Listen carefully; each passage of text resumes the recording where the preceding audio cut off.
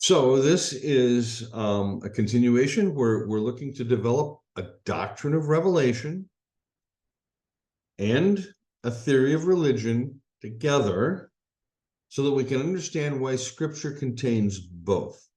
Now, previously, going back to the unsystematic theology talks, I had suggested there is an essential historical element that has to be taken into consideration when talking about either Jesus or the early church. That is, we cannot simply buy into the narrative that we have been given about the early church, either from the church fathers or the book of Acts.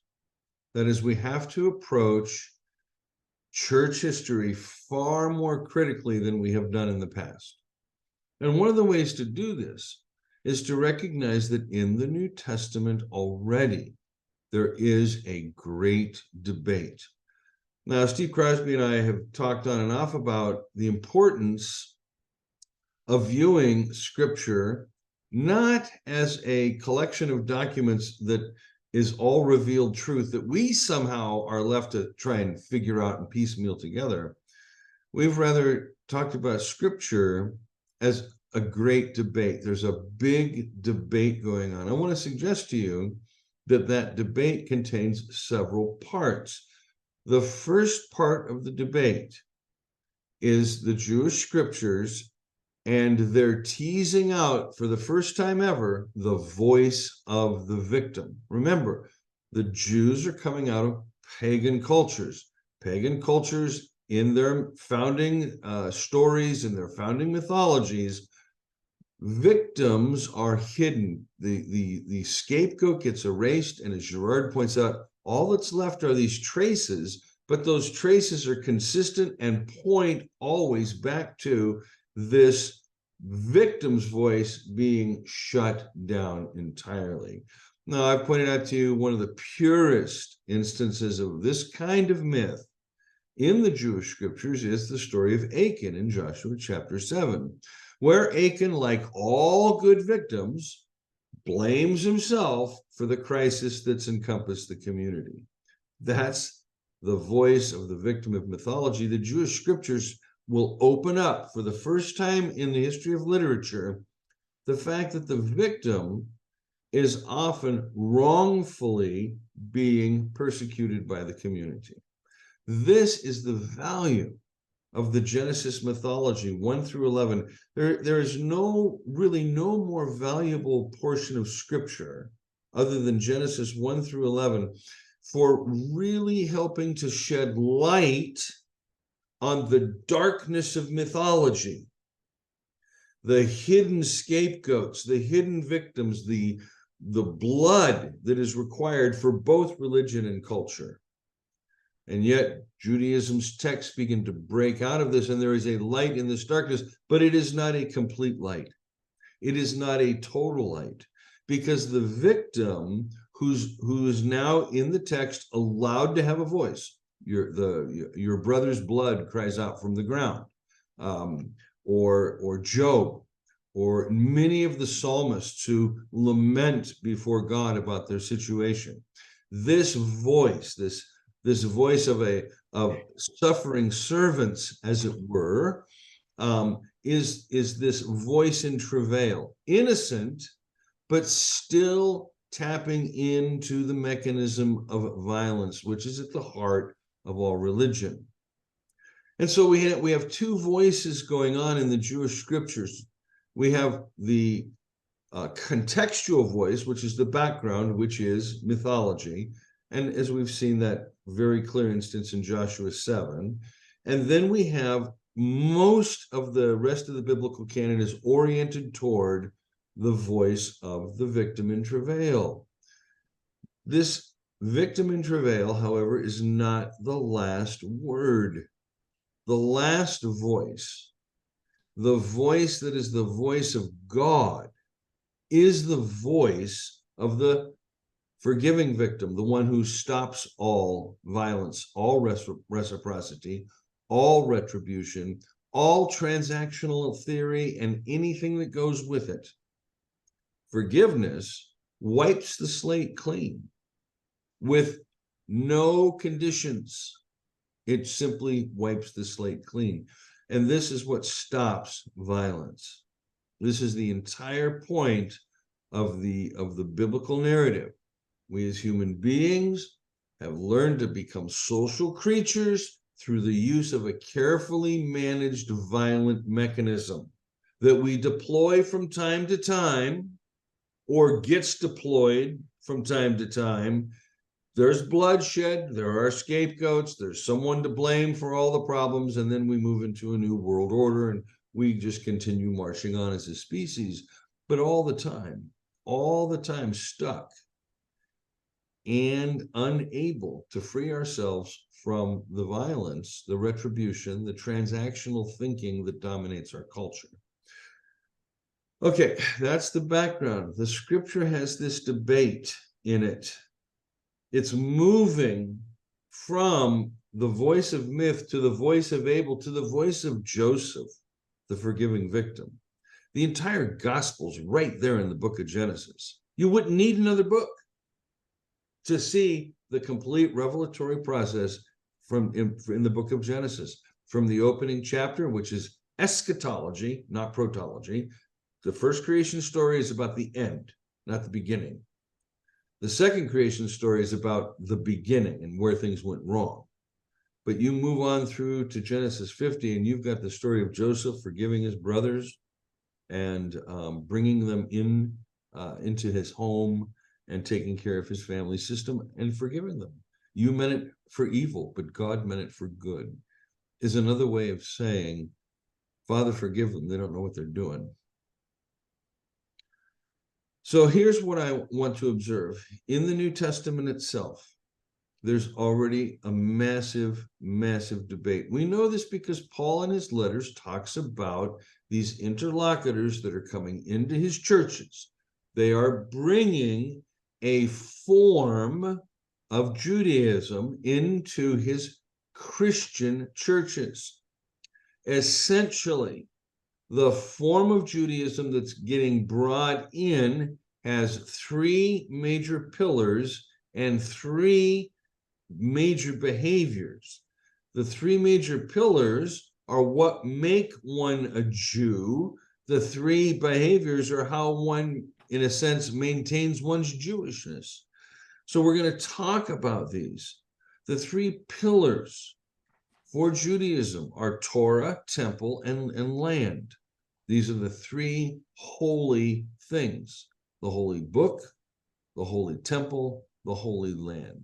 And as you know, if you've read the Jesus-Driven Life or Marcus Borg or anything having to do with holiness codes, you know how important holiness is to Second Temple Judaism groups like the Pharisees, like the Sadducees, like the Essenes, like the Zealots, like the disciples. Well, what happens now is we have in this literature that we call the New Testament a battle over what constitutes apostolic authority and what constitutes the gospel.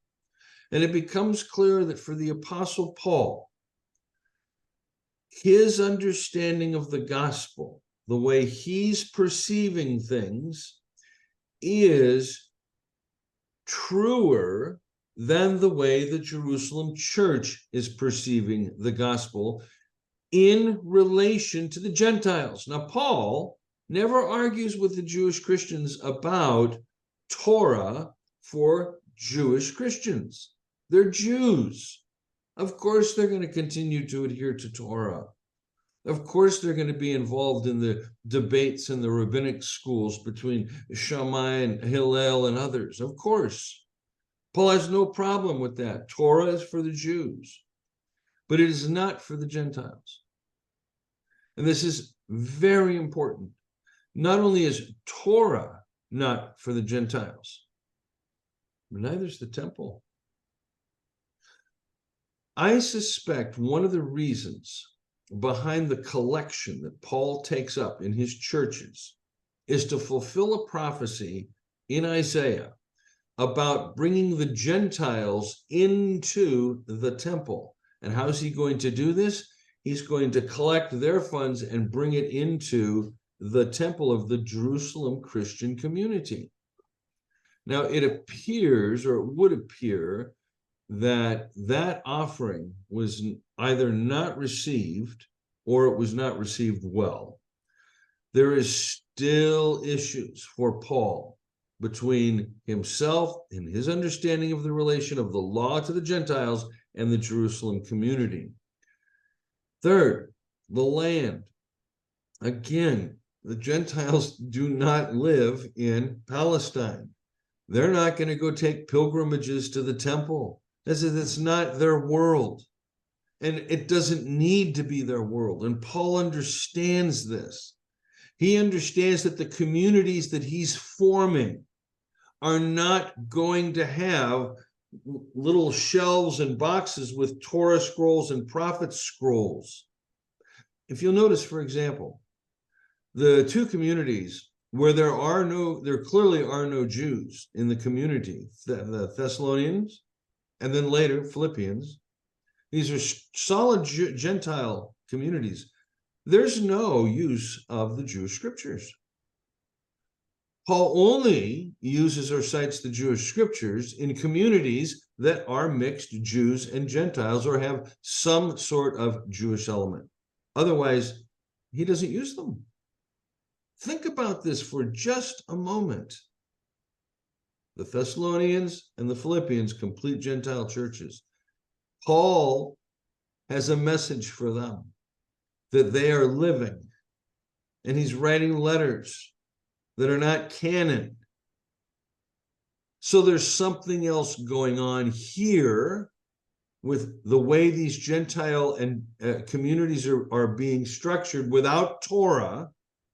That doesn't mean they're being structured without morality, because there's plenty of morality in both the Thessalonian correspondence and the Philippian letters, although the Thessalonian correspondence morality is halakhic, it's Jewish logic in nature, chapter 4 in particular, whereas in Philippians you don't have any halakhic arguments that I can find, or Jewish arguments. It's all very, very Greek-oriented thinking and logic and use of metaphors. Okay, I have 15 points to make, and I'm just on number 2, so I better get moving. Paul describes his situation very clearly in the Antioch incident. I can't emphasize the Antioch incident enough. We've talked about this previously numerous times. But at Antioch, Paul loses, my friends. You have to understand this. This is a huge loss for the Apostle Paul in Antioch between the years 48 and early 50 at the latest. I think it's closer to 48, maybe early 49, but no later than that. Again, 7 years after he's written the Thessalonian correspondence, and then there's total silence. And then we have Antioch. And then beginning in 50, going through 52, we have the 10 letters that Paul writes, and then Paul drops off the radar after that. Okay? It's this period leading up to Antioch where we've talked about Paul having another conversion experience, this time a theological conversion experience, an experience where he recognizes that the gospel event is not about going back to Torah and trying to reinterpret Torah. It's not about trying to get the Gentiles to become Jews so they can worship in the temple and be in the land legitimately without defiling it. For Paul, something else radical occurred in those years leading up to Antioch, so that when he was in Antioch and the Antioch church was following his teaching, the Jews at Antioch did not feel like they were being violated in terms of clean and unclean rules when it came to celebrating the Eucharistic meal or the love feast, however you're going to conceive this early church meal.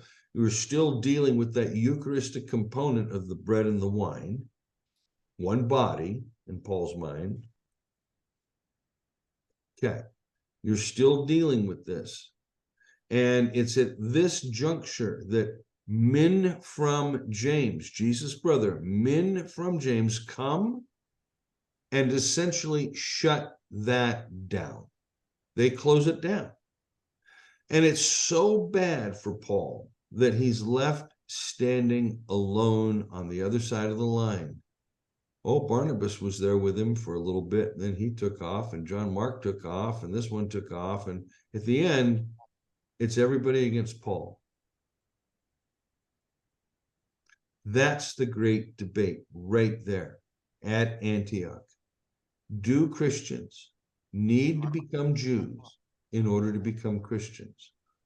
Or, as we'll do later in the lecture, must the church, must the gospel include the law? So the first setup here is this great debate within Judaism itself. Paul the Apostle, the Jew, the Jerusalem church, Jews. The great debate within Judaism about the nature of the gospel and the relation of the Gentiles to Judaism. Okay, so that's the setup.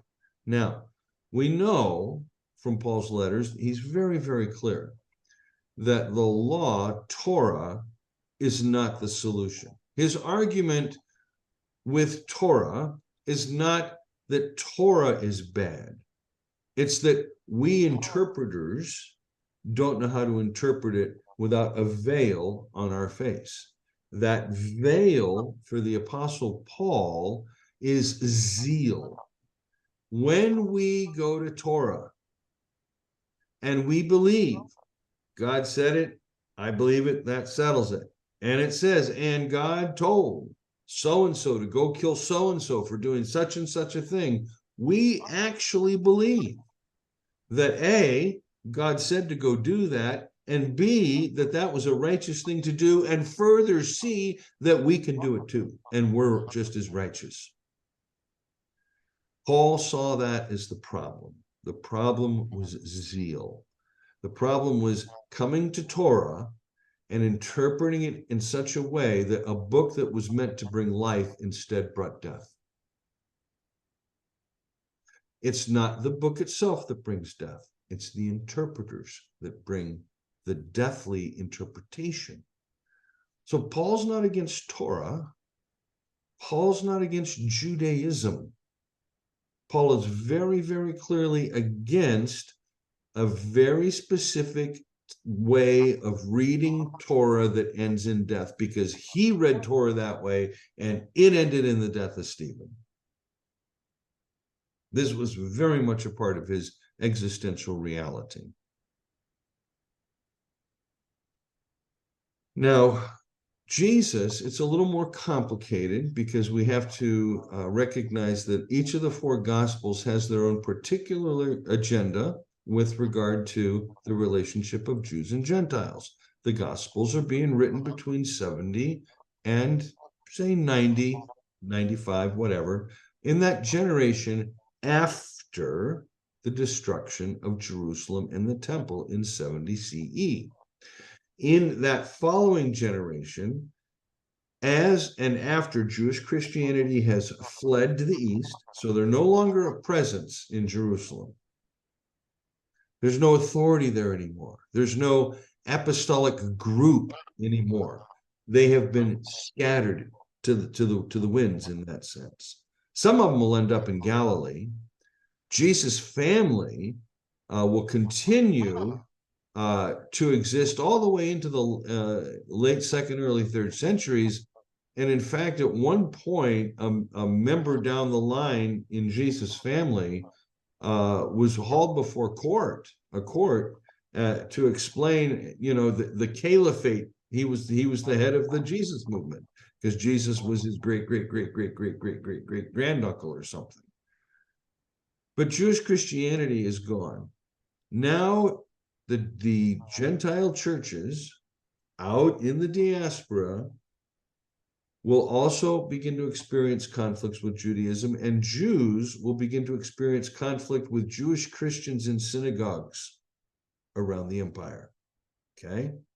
So now this great debate that happens between Paul and the apostolic community after the destruction of the temple becomes the debate in the churches and synagogues about the relationship of Jews and Gentiles. Now, there is an important reaction that occurs toward the end of the first century within Judaism as it's being reconstructed. And one of these has to do with the citation of the benedictions in the synagogue service, and the addition of a benediction that would curse the Manim and the Nazarenes. That's the heretics. And they would use this as a way to ferret out the secret Christians in the synagogue, because no Christian could stand up and curse the Nazarenes, the Christians, their fellow Christians.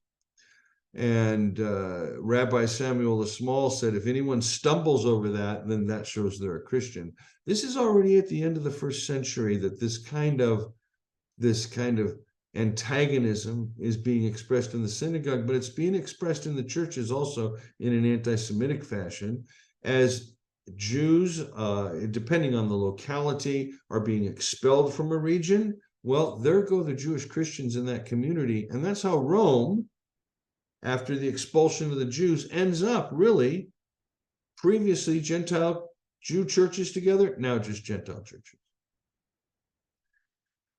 So when we come to the Gospels, what I'm trying to say is we can't read off the Gospel texts as though we can have one coherent picture of Jesus in relation to Judaism. We're given four very different portraits of the relation of Jesus to Judaism. Matthew's portrait, Jesus is the bringer of the new Messianic Torah, the new Messianic age.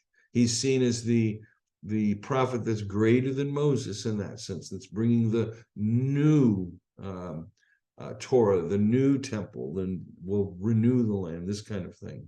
In Mark, Jesus is quite a radical interpreter of Torah, and will end up on the getting the short end of the stick for some of his radical interpretations. Luke presents Jesus, as we saw when we did our series on Luke, as the rejected prophet like Moses. And while Luke does not seem to have a relation of Jesus to Torah as much as he has a relation of Jesus to Moses, nevertheless, there is a freedom of Jesus in Luke's gospel when it comes to interpreting Torah in its best possible form. And finally, we have the Gospel of John, where Jesus is not only superior to Moses, but the revelation that's in him is superior to Torah. The Johannine Gospel, for this reason, has been called supersessionist. It really does set Jesus up very, very clearly, and his message and his revelation over against the Mosaic revelation in Torah and other later literature that is accepted as canonical, and the revelation in Jesus. So then you have, of course, Paul, who makes the contention that Gentiles can be reconciled and saved apart from Torah. And this is virtual blasphemy to any Jew who understands that the function of Torah is to save us. It is to save us. Now, I'm not saying that this is negatively at all. I mean, when you begin to really appreciate Torah for what it is and what it does bring to the table, when you begin to appreciate the way the rabbis debate these texts and work these texts and argue these texts, you'll really begin to see the strength of what makes Scripture Scripture. It's the same thing in the New Testament. Once you see the debates going on between the writers, you will see more clearly what this background is that they're arguing about, and that's the gospel. You'll see this amazing amazing shift away from this Janus-faced God in religion to this Trinitarian, unitary, loving God that is the Father of Jesus.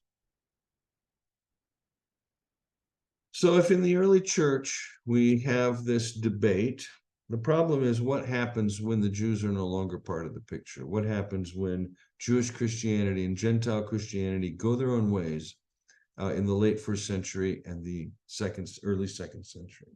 Well, what we end up now with is a conflict of siblings.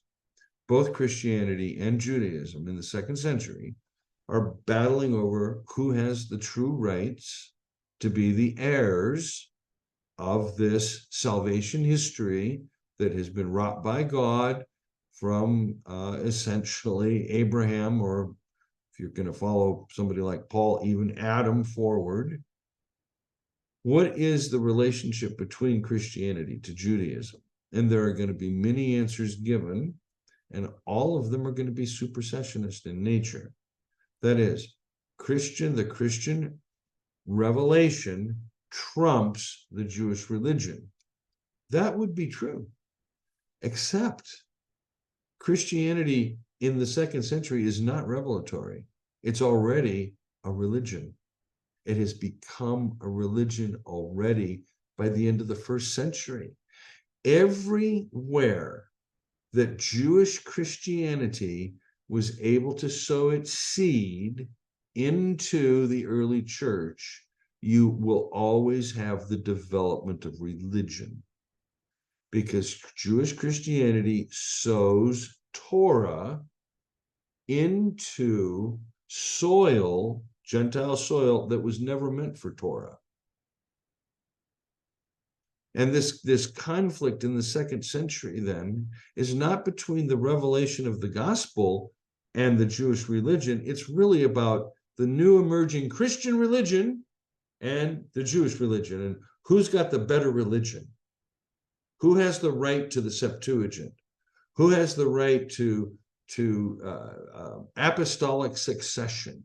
Who has the right to this great big history of God saving Israel and thus the world and the church and everything else? And Christians just continually hammered away at Jews and Judaism, persecuted them, and joined in the anti-Semitism, and drove them out of the major cities, and would continue to do that for the next 1900 years, except for when, during the, say, from about 1200 forward, when it was the Jewish leadership that was providing the early banking services.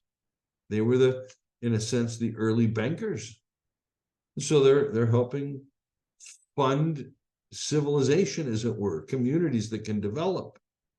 And so people like that, but then eventually they would all turn on the bankers, and all the mythology that goes behind that. I don't need to go over that. Another thing that will occur in the second century that will really gum this debate up, and I know my friend Richard Murray will not be happy to hear me say this, but that's the beginning of the dominance of allegory and the use of the allegorical method to reinterpret the Jewish scriptures and read them Christologically. While I personally find Richard's Christological allegory to be far superior to just about anything I've read in the early church, I would simply say that when it comes to the early fathers, what we're looking at is they're wrestling with grace and Torah, church, Israel, apostolic scriptures, Jewish scriptures. As they're wrestling with all of this, they will end up with a very uneasy compromise in supersessionism. Yes, Judaism is important. Yes, salvation history is important. Jesus is the fulfillment of all the promises of that salvation history. And once Jesus dies and is raised by God from the dead, then Christianity starts, and it's the new religion. It's the true religion. It's this kind of thing. So once the church takes over the Jewish scriptures, it's really forced at that point to speak in terms of a mimetic conflict, a binary, in terms of old and new, Vetus and Novum, in terms of testaments. Now, Augustine, unfortunately, my friends, locked this in for all of us. He said, the old and the new is revealed, and the new and the old is concealed. And all that did was to say you have the new and the old and the new. And so there's really nothing new in the old. It's just all either old or renewed or whatever it is, but it's a mix. And that mix remains and will continue to plague us up through the Reformation. Then you got Luther trying to separate law and gospel. And he almost does it. I mean, there are times he actually does it, okay? But he doesn't. Luther, if you want to say one thing about Luther, is he was inconsistent in carrying out his theological insights, and he was very inconsistent carrying out his most important theological insights into his ethics. Very inconsistent there. But he had the insights, okay? And those are what's really important. And the one big insight he had was that you have to take the law out of the gospel. There is no Torah in the gospel. There can be no conditions, no ifs, no ands, and no buts. Go back and rewatch the lecture I did on Luther back last summer, I think it was, or early summer, July maybe. Okay. This great debate between Paul and James and Peter in Jewish Christianity becomes the debate between Christian religion and Jewish religion from the 2nd century on, will eventuate in some of the most horrific types of behavior we have seen from the late Middle Ages, between the pogroms and the Inquisitions and the persecution of Jews, just massive persecution of Jews, clear up, especially in Germany in the 19th centuries and then in the 20th century, ending with the Holocaust. Judaism is a hated religion. Globally, it's a hated religion. Why is it hated? Because the Christians hated it. Going all the way back. All the way back. We were never meant as church to have this kind of relationship with Judaism. We were never meant to be their prosecutors or their persecutors. We were never meant as Gentiles to interpret their texts. We have our own text to deal with. We were never meant to interpret theirs. Those are their texts. What we are meant to do is to read all texts, including our apostolic texts, in light of the God revealed in the cross and resurrection of Jesus. That's what we're all meant to do. So the great debate fundamentally in the church today, you think of the evangelicals, you think of all the law they bring in, you know that you're in the evangelical church, you're saved by grace, but as soon as you're saved by grace, then there's all the laws that get brought in, the do's and the don'ts and these kinds of things. See, the great debate is really not about the relationship between the law and the gospel. The debate we ought to rather be having, the question we ought to be asking is not what's the relationship of the Old Testament and the New Testament? What's the relationship of the church to Israel? What's the relationship, between Christianity and Judaism? No, the relationship we ought to always be inquiring about is what is the relationship of Jesus to Judaism? If we can answer the question of the relationship of Jesus, the Jew, to Judaism, then we're going to be able to follow through Paul's logic.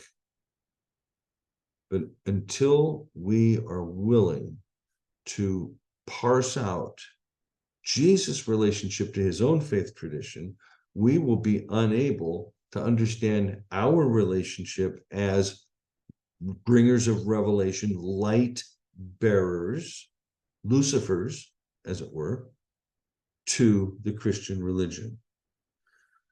So what does all of this have to do with the theology of the cross?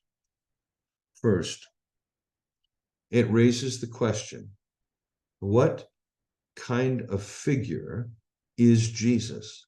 That is, if he's being acknowledged as a messianic figure, as the anointed one, what's he anointed for? What was his mission? What was his purpose? There is a rethink we need to do on this. Second, what is it that we are saved from? If there's this second temple Jewish eschatology of heaven and hell is not part of the package that comes to the Gentiles, what is it we're saved from? And what is it we're saved for? And what is salvation? And all of these things have to start getting thought through now without Torah. Finally, we have to look at the fact that we have really only two ways in this debate. There's the way of sacrifice, and there's the way of non-sacrifice. There's the way of violence, there's the way of non-violence. There's the way of zeal, there's the way of humility. These are the only two alternatives given to any of us when we come to faith.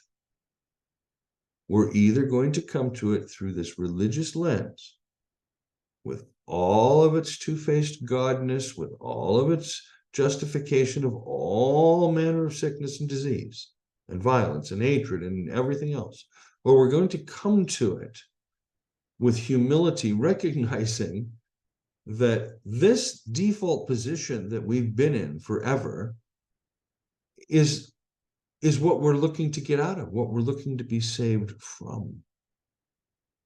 So what is it we're saved from? We're saved from religion, and we're saved from culture. And I invite you to think about that as we move into our conversation time. Okay, you can unmute yourselves.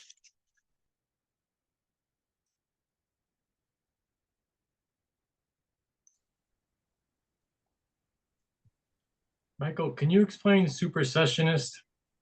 Yeah, supersessionism is the belief that my religion is superior to yours. Mormons are supersessionists when it comes to Christians. Christians are supersessionists when it comes to Jews. Everybody's supersessionist when it comes to Islam. Islam's supersessionist in relation to everything else.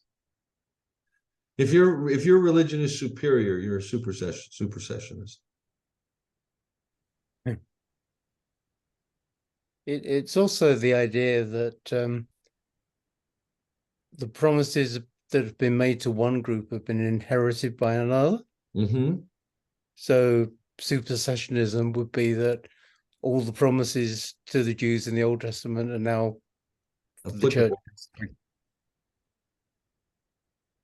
I think that's more common sort of usage. Yep. All the promises in the book are mine, every chapter, every verse, every line. Yeah.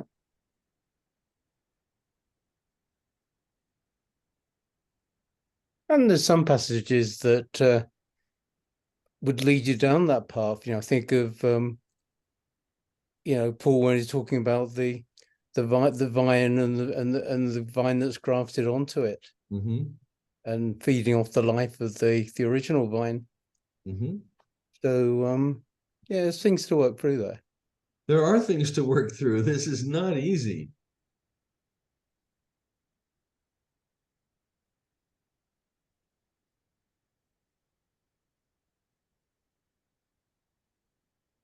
The real challenge is to develop a theory of revelation that is not supersessionistic. And I think the only way to do that is to recognize that Christianity is a religion. Christianity is not revelation.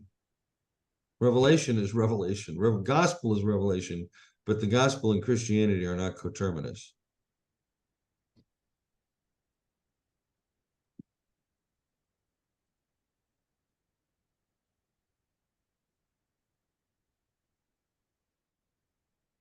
sort of a germ of an idea that's buzzing around in my head.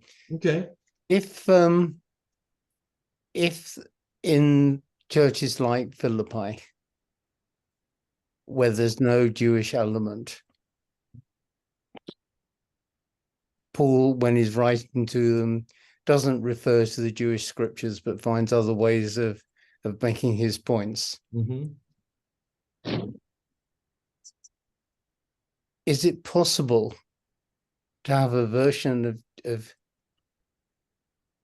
Christian, or a version of faith in Jesus that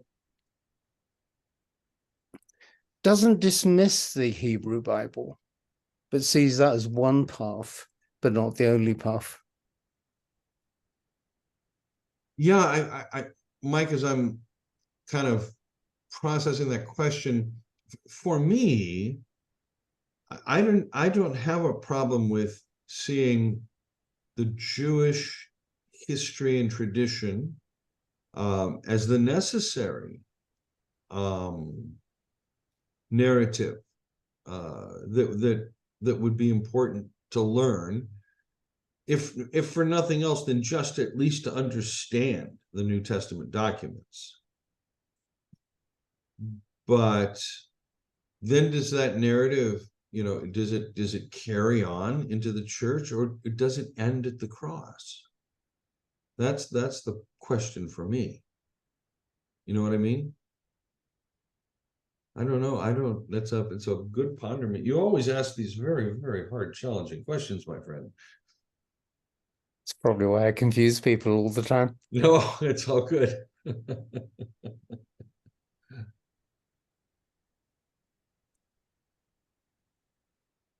That's a good question. Maybe the discussion group, somebody will come up with something. Richard usually will have a good comment to make on that, something like that.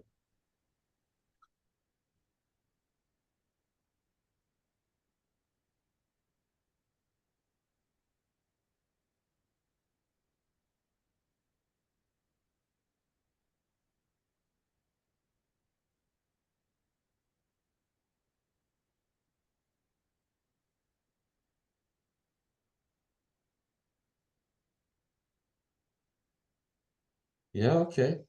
How would you provisionally answer the question, what are we saved for?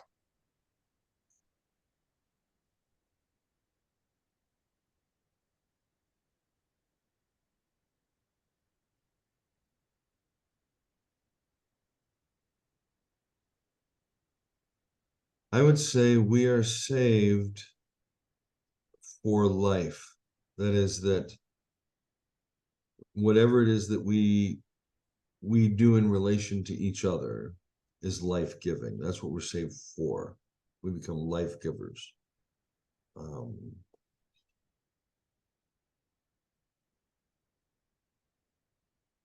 Yeah.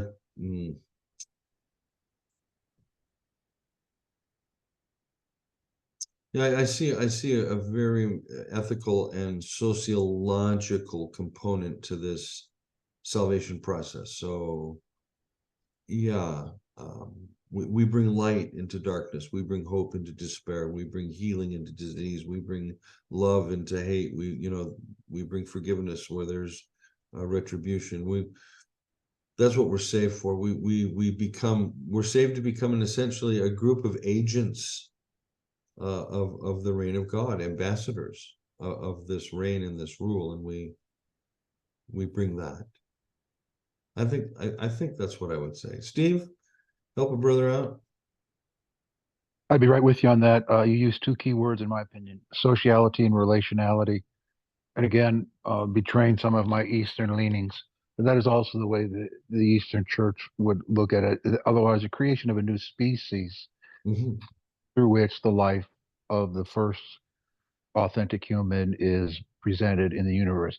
And one of my pet peeves that I've made a little trilogy of is rabid, subjectivized, personalized, individualized Western religion.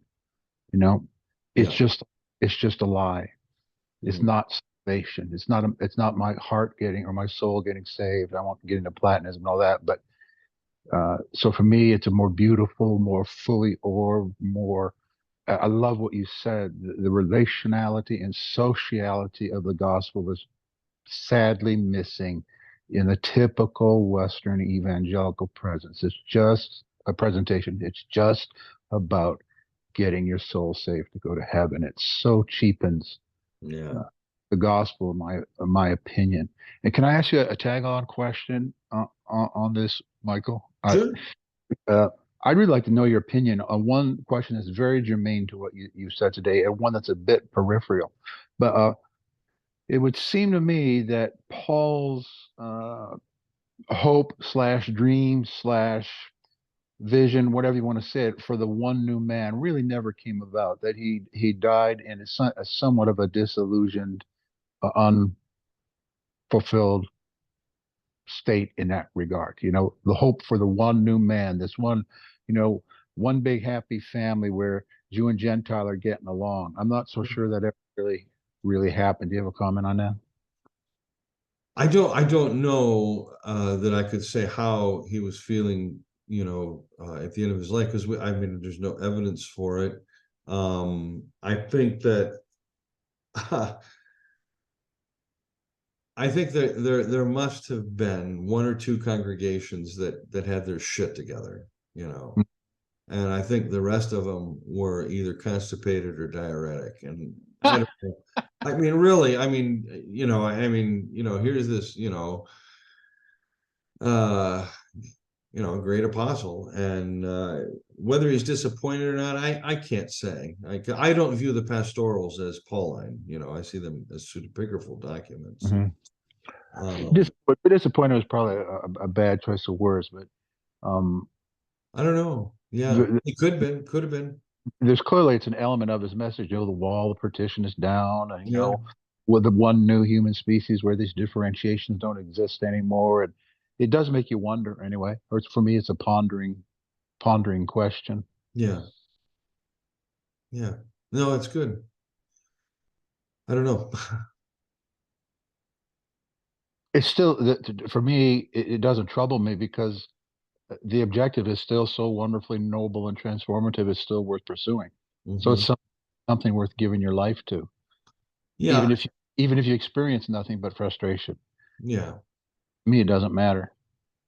Yeah, I mean, if at the end of the book of Acts he's teaching in Rome, uh, if that's remotely historical, uh, who knows? He may have gone out.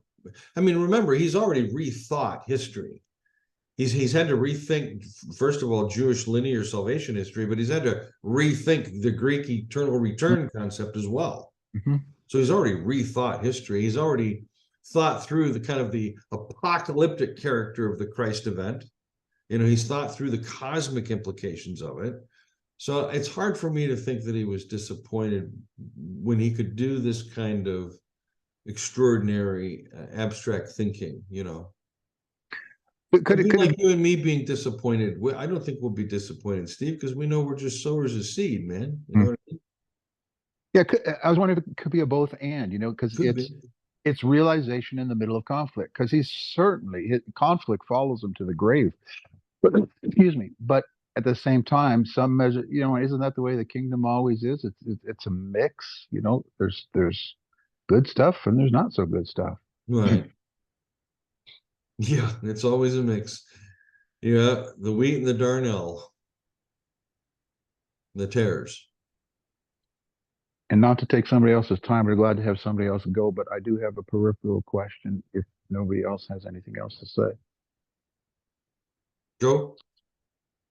Hey, you mentioned the curse against the Nazarene in the Mhm. Benedict. Um, I've always thought that one little passage in 1 Corinthians 12 is very odd, and I've never heard a message. You and I both, over 45 years, and never heard a message on it. No man speaking by the Spirit calls the Lord cursed. I mean, what kind of church meeting is happening where people are getting up and you have to make a statement like that? I I have, go ahead. Well, I think it's too early to say that it's a Jewish, a Jewish influence from that later benediction, because I think that's 70 to 85 AD, roughly, before that kicks in. So that would make it too early to say, oh, that was a Jew. Correct. But I'm wondering about Docetism in the sense, Christ the loser. He's a loser. That is certainly a very real possibility. The cursing of Jesus, as yes, as a non-divine character. My sense is there's the Gnostic part of it, Steve. You may remember from the Nag Hammadi documents, it's the Gospel of Philip, I think it is, where as Jesus dies, Right. before he's hung on the cross, the spiritual Christ leaves the human Jesus, Yeah, you and mean this like the Brethren teach? You mean that? yeah, and the Sorry. spirit Christ hovers over the crucified human Jesus and laughs Right, because the divine can't suffer. right. Right.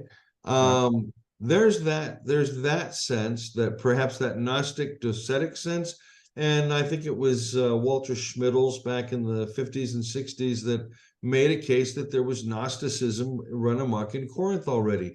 I think that's a real possibility, considering Gnosticism's roots are in Samaritanism, and Samaritanism is a form of Judaism. Yeah. The other thing is, I wonder too sometimes if Paul's not referring to an emergent kind of penal satisfaction theory of the atonement here. Mm, God, because God curses everyone by God who hangs on a tree. Oh, And in yeah. Galatians, Paul has to remove the by God from it. Right. You Yeah, know, right. you know. So I'm wondering if there wasn't perhaps that going on there too. Oh, I I don't appreciate it. know. Really good Yeah, answers. yeah. Yeah, thanks. That helps. Yeah, I don't know. Are we dealing with an opposite with the phrase Jesus is Lord? Is the opposite of that Jesus be cursed? And Hmm. so, what's the difference between saying Jesus is Hmm. cursed and Jesus is not Lord? I don't know. Hmm. Yeah. It's just one of those little, from my heritage, something that nobody ever talks about, but I always thought was odd. Yeah, Oh, yeah. thank It is a little bit odd.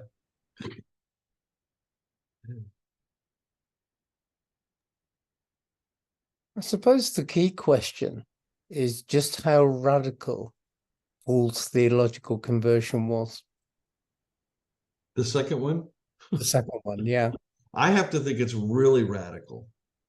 Because by God, when you let go of Second Temple Jewish eschatology, you're letting go of a lot. And you have to have something else in its place. You have to have another frame or view of history to put in its place. So I think it was huge. And then I would ask, to what extent was that shaped by the old way of thinking? Yeah, well, Once you start letting it go, then you're into a different ball game. mhm. And I'm not quite sure what that looks like. Well, you're raising a question that's been raised by Jewish scholars, and that's this: the question is, who's the founder or architect of the Christian religion? And the Jewish scholars will say Paul. And Chaim Maccoby goes so far as to talk about Paul as the myth maker, the Christian myth maker. What if no, that's not going to get that. Nope, that's a dead end. That thing just went straight into a dead end. Okay, I got to come back to your question then.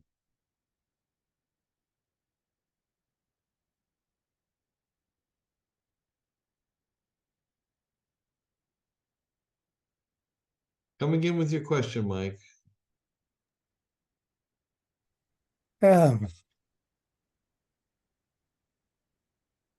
Yeah, just how radical was Paul's second theological conversion? Yeah.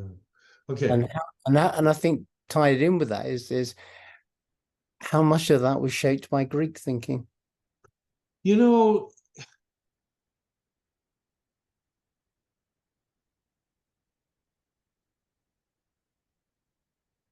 It sticks in the throat. It does stick in the throat a bit. What I'm trying to do is I'm trying to ask myself in terms of, say, vocabulary, how many terms can I think of where Paul's definitions are going to be drawn from the Septuagint or the Jewish realm as opposed to the Greek realm? And I think most of them would tend to come out of the Septuagintal Jewish world. I suppose where I'm coming from is that a lot of the, I suppose, more mystical writers often talk about revelation in terms of light. Mm-hmm. And, you know, I was reading something in George MacDonald today, and he's saying that for somebody who is at a lower level spiritually, a small amount of light can be a really big thing in their life. Yeah. Whereas for somebody who's perhaps, you know, a bit more mature on the way, the same amount of light would have lesser effect. True. So I suppose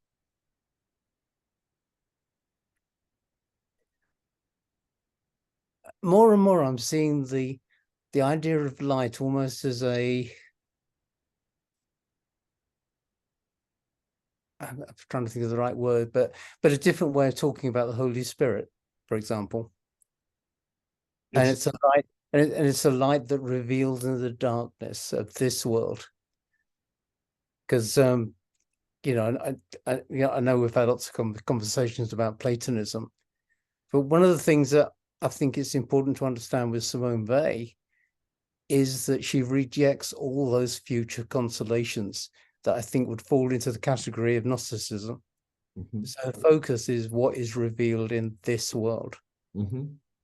And for me, that's an important element of thinking about revelation. Mm-hmm. No, I'm absolutely right there with you. I mean, you and I think we're coming at this exact center from just little bits of different roads, but we're coming to the same place. There is, I know I have a book in my library at home on Paul and Greco-Roman philosophy, and it's a fat one. And there are or seem to be indications that Paul's certainly influenced by Stoicism. I don't know how much Paul would have known about, say, the Greek philosophical schools. I mean, I don't know. How much does the average person today know about philosophy? Would Paul be considered an average person in his day? You know, are we to perceive Paul as an autodidact? Are we to perceive Paul as someone who's, you know, like you and me and Steve and others, who we just go read everything? You know, I don't know. I tend, as you know, I tend to want to stay away from too much speculation. But there to answer your question, the answer would be yes. There is evidence that Paul's influenced by certain Greek philosophical frameworks. I don't know, again, definitionally, whether he's going to take his language and deploy it with those Hellenistic definitions in mind. So, for example, does he use the term psuche in the same way that the Greeks would, or is he use psuche in the same way that the Jews would use nephesh? I don't, you know, I mean, I know what I think, you know, but others would think differently. Yeah.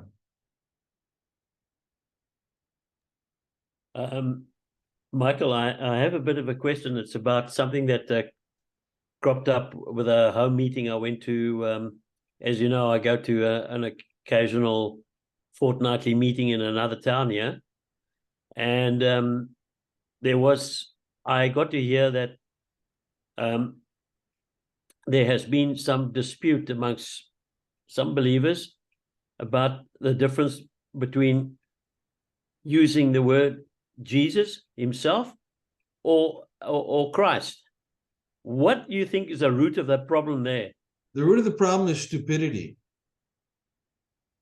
I mean, like, it really fucking matters. It doesn't. But why are they making an issue of it? You tell me. I don't know. Why do Christians make an issue of anything? Yeah. Why do you have some churches that have hat racks and some that don't? Some that have musical instruments and some that don't? Yeah. I mean, come on, Christians will fight over anything. Philip, yeah, Yeah. that's neither here nor there. That's just dumb. That's stupid. Yeah, from what I've gathered is that they would say that, you know, that some believers are putting Jesus as a on a pedestal regarding our humanity, and others are not. They're saying that we have the Christ personality, but to me it just Look, seems all of that's just a bunch of new age bullshit psychology and speculation. That's all that is. Forget Okay. those. Listen, you're going to get a lot of that crap out there in these little homegrown home churches, man. Yeah. Those people just need to take a little more ayahuasca, smoke a little more pot, and get groovy with Jesus. That's what they need to do. What is iOS? No, I'm kidding. No, nothing. Don't worry about it. Okay, all right. Next. No, look, I don't mean to be offensive. It's just No, that you're not. You're not. It's just it kind of ticks me off a bit that we're going off about it's almost splitting hairs. yeah, but why would you want to go to a meeting like that? Well, no, it's not. It's the first time it's happened, and Oh, I've known okay. it for a year and a half.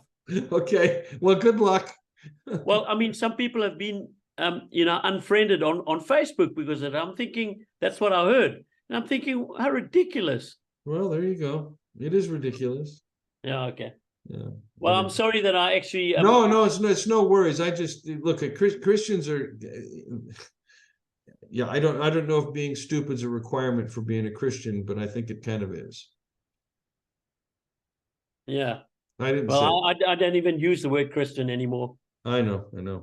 All right. Okay. It's all good. Guys, I'm going to call it. It's a little after 4, and I've got to get a move on here. Love everybody. Look forward to chatting with you all soon. I'll be posting this later tonight. And yeah, so happy full moon eclipse. Enjoy the crazy energy that's out there. We'll talk to you soon.